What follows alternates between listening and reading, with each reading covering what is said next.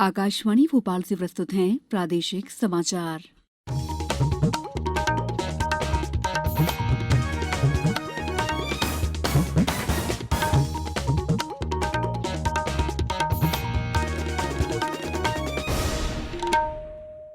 नमस्कार, समाचारों के साथ मैं दीपा सिंह।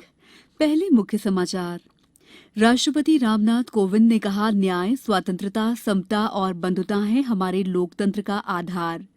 गणतंत्र दिवस पर कल रीवा में ध्वजारोहण करेंगे मुख्यमंत्री शिवराज सिंह चौहान। प्रदेश के 2 बच्चों सहित देश भर के 32 बच्चों को मिला प्रधानमंत्री राष्ट्रीय बाल पुरस्कार। और राष्ट्रीय मतदाता दिवस पर ई-एपिक और वेब रेडियो हेलो वोटर्स की हुई शुरुआत। अब समाचार विस्तार से। राष्ट्रपति रामनाथ कोविंद ने कहा है कि न्याय, स्वतंत्रता, समता और बंधुता हमारे लोकतंत्र का आधार है।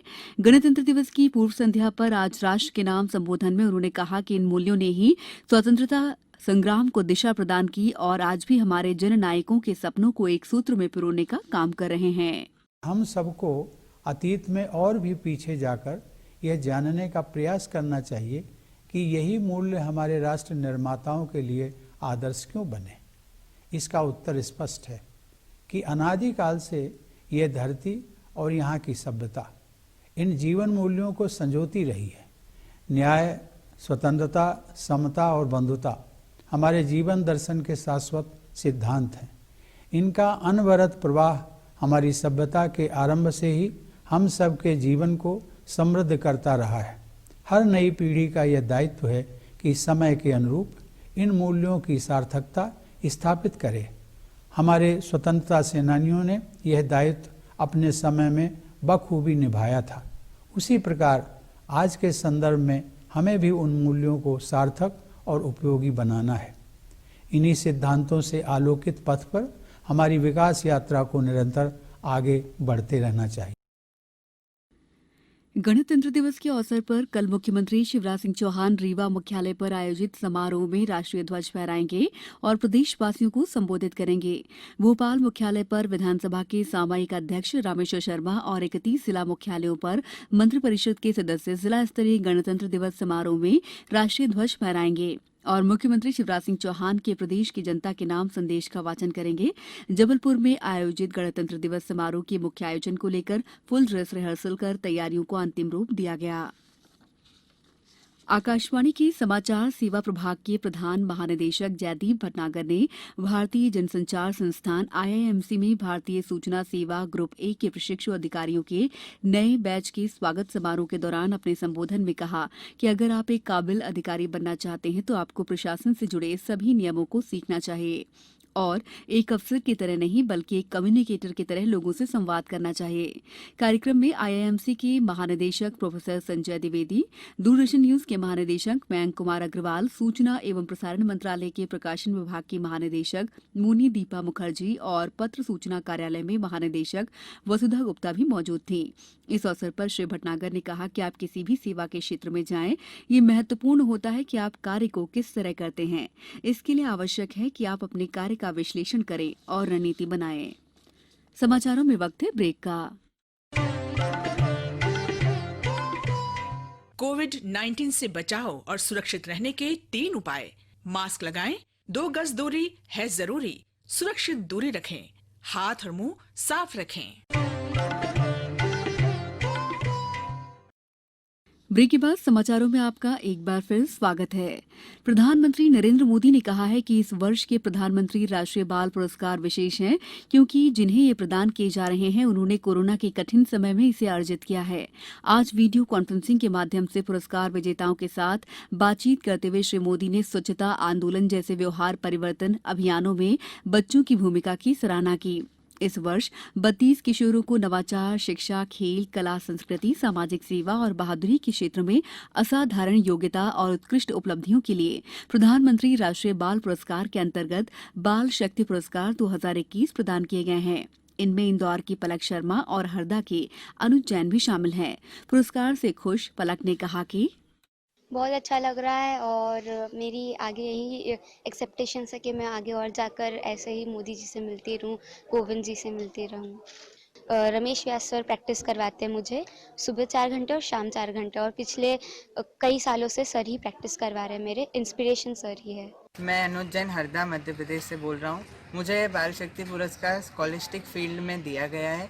मैं बहुत खुश हूँ कि आज प्रधानमंत्री से भी मेरा इंटरेक्शन हुआ और मुझे यह पुरस्कार साइंस और मैथमेटिक्स के ओलंपियाड्स में विदेश जाकर जीतने के लिए दिया गया है। मैं अर्थ साइंसेज जैसी फील्ड में इंटरेस्टेड था और मैंने भारत का प्रतिनिधित्व कोरिया में किया और वहाँ 3 मेडल जीते। राष्ट्रपति रामनाथ कोविंद ने कहा है कि मताधिकार कोई साधारण अधिकार नहीं है। उन्होंने देशवासियों से इस कीमती अधिकार का सम्मान करने का आह्वान किया। राष्ट्रीय मतदाता दिवस पर आज नई दिल्ली में एक कार्यक्रम को वीडियो कॉन्फ्रेंस के माध्यम से संबोधित करते हुए उन्होंने कहा कि आमतौर से लोग उन उपलब्धियों का मूल्य नहीं समझते जो उन्हें आसानी से मिल जाती हैं। इस मौके पर केंद्रीय कानून मंत्री रविशंकर प्रसाद ने ई-एपिक कार्यक्रम के लिए निर्वाचन आयोग की प्रशंसा की। इस मौके पर निर्वाचन आयोग के वेब रेडियो हेलो वोटर्स की शुरुआत की गई। राजधानी भोपाल समेत सभी जिला मुख्यालयों पर आज 11वां राष्ट्रीय मतदाता दिवस मनाया गया। इस अवसर पर सरकारी दफ्तरों में जिला अधिकारियों द्वारा सरकारी अधिकारी कर्मचारियों को शपथ दिलाई गई। राजधानी भोपाल स्थित मंत्रालय में प्रदेश के मुख्य सचिव इकबाल सिंह बैस द्वारा मतदाता दिवस की शपथ दिलाई गई। राष्ट्रीय मतदाता दिवस के अवसर पर भोपाल में मंत्रालय स्थित सरदार वल्लभ भाई पटेल पार्क में मुख्य सचिव इकबाल सिंह बैस ने अधिकारियों कर्मचारियों को निर्वाचन में मताधिकार का प्रयोग करने की शपथ दिलाई। सभी जिला मुख्यालयों पर जिला अधिकारियों द्वारा अपने अधीनस्थों को शपथ दिलाई गई। गौरतलब है कि भारत निर्वाचन आयोग के स्थापना दिवस 25 जनवरी को राष्ट्रीय मतदाता दिवस के रूप में मनाया जाता है। सतना, होशंगाबाद और मुरैना सहित विभिन्न जिलों में भी अनेक आयोजन हुए। भोपाल के तात्या टोपे स्टेडियम में आज 18वीं फेडरेशन कप जूनियर अंडर 20 राष्ट्रीय एथलेटिक्स चैंपियनशिप की शुरुआत हुई। पुलिस महानिदेशक विवेक जौहरी ने 3 दिवसीय प्रतियोगिता का शुभारंभ किया। खेल संचालक पवन कुमार जैन ने बताया कि इस चैंपियनशिप में देश भर के 20 राज्यों के कुल 500 से अधिक बालक बालिका खिलाड़ी भागीदारी कर रहे हैं। अब कुछ समाचार संक्षेप में। इस वर्ष गणतंत्र दिवस के अवसर पर राष्ट्रीय स्तर पर कुल 946 पुलिसकर्मियों को सम्मानित किया गया है। इनमें 207 पुलिसकर्मियों को वीरता और 739 को सेवा पदक से सम्मानित किया गया है। होशंगाबाद में भारतीय वानिकी अनुसंधान और शिक्षा परिषद देहरादून से आए वैज्ञानिकों ने जिले के किसानों को बागवानी, कृषि वानिकी, चारागाह विकास पर प्रशिक्षण दिया। जबलपुर जिले में कोरोना वैक्सीनेशन का टारगेट बढ़ा दिया गया है। इस सप्ताह 10,000 हेल्थ कर्मियों के टीकाकरण का टारगेट रखा गया है। आज सुबह 9 बजे से सभी सेंटर्स पर वैक्सीनेशन शुरू हुआ। मुरैना पुलिस द्वारा आज दोपहर शासकीय उत्कृष्ट विद्यालय प्रांगण में महिला सम्मान और महिला अपराधों की जागरूकता को लेकर चित्रकला, वाद विवाद और निबंध प्रतियोगिताएं आयोजित की गईं। डिंडौरी जिले के 20वें कलेक्टर पदस्थ होने पर नवागत जिला कलेक्टर रत्नाकर झा ने आज कलेक्ट्रेट पहुंचकर पदभार ग्रहण किया।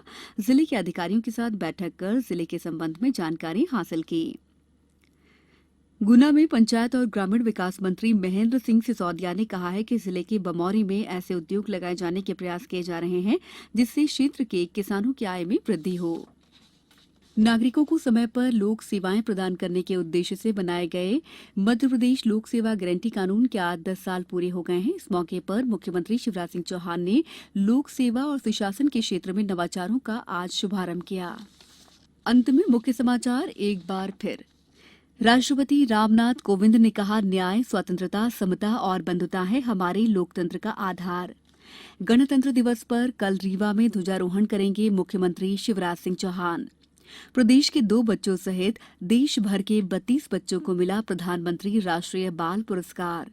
और राष्ट्रीय मतदाता दिवस पर ई-एपिक और वेब रेडियो हेलो वोटर्स की हुई शुरुआत।